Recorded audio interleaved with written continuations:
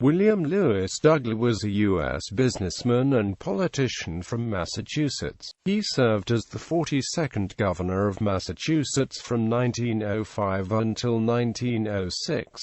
He also founded and oversaw the growth of the W.L. Douglas Shoe Company, a highly successful Brockton, Massachusetts business that became one of the world's largest shoe manufacturers. He also opened the first nationwide chain of shoe stores devoted to selling the company's products. Early years. William Lewis Douglas was born on August 22, 1845 in Plymouth, Massachusetts, to William and Mary Douglas. His father died when he was 5. He received only intermittent schooling, and began working for his uncle in his shoemaking business at the age of 7. He eventually became an apprentice working for his uncle until a decline in business in 1859 forced him to take textile factory work. The advent of the American Civil War revived the demand for boots, and Douglas briefly returned to the shoemaking business before enlisting in the Union Army. He served for 1 year, was wounded, and received his discharge in 1865. After the war, Douglas went west to the Colorado Territory. There he again took up shoemaking, but he also spent time working as a partner in a shoe store in Golden. In 1868 he sold his share in the store and returned to Massachusetts. There he worked for 8 years as a factory supervisor in a Brockton shoe factory. W.L. Douglas Shoe Company. In 1876, Douglas borrowed $875 in order to open his own shoe factory. One critical decision he made in establishing the business was that he would sell the shoes he manufactured through his own line of retail outlets, rather than shipping them to other retailers or intermediaries.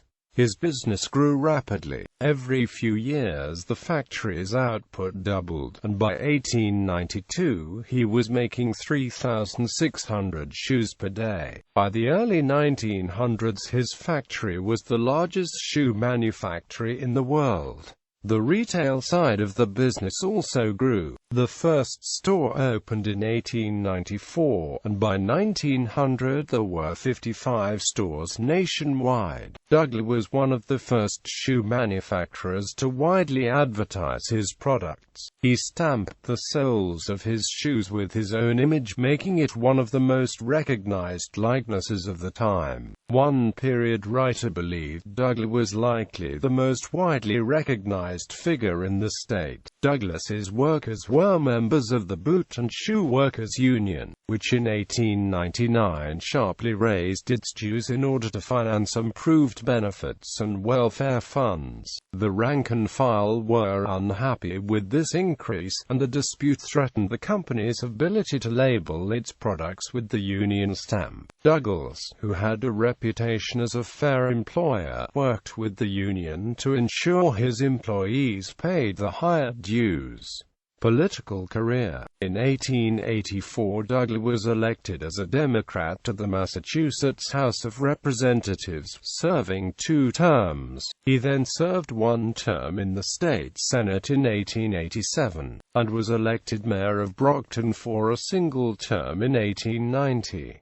He was regularly active in the party organization, attending most of the national conventions between 1884 and 1904. He was generally a supporter of improved labor practices, supporting the creation of a labor mediation board, and advocating for the weekly pay of workers. In 1903 he became prominent in state-level politics, opposing the rise of the Socialist Party, working to draw socialist sympathizers instead to the Democratic fold by advocating a strong labor-oriented platform. In 1904 Republican Governor John Cornell Bates vetoed an 8-hour workday bill, galvanizing labor opposition. The Democrats united behind Douglas, highlighting his labor-positive credentials and his fiscal conservatism. He successfully mediated the end of a labor action in Fall River, raising his popularity, and he also supported reciprocity, in particular the reduction of tariffs with Canada that would reduce the price of hides and coal. Douglas defeated Bates by a wide margin with support from the American Federation of Labor, and also drawing significant votes from socialist circles.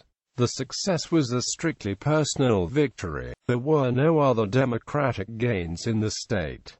Douglas's single term in office did not particularly help the Democratic cause. He bypassed Irish-American in appointments, leading to accusations of anti-Catholic sentiment. He also undermined his own position by announcing early in 1905 that he would not run for re-election.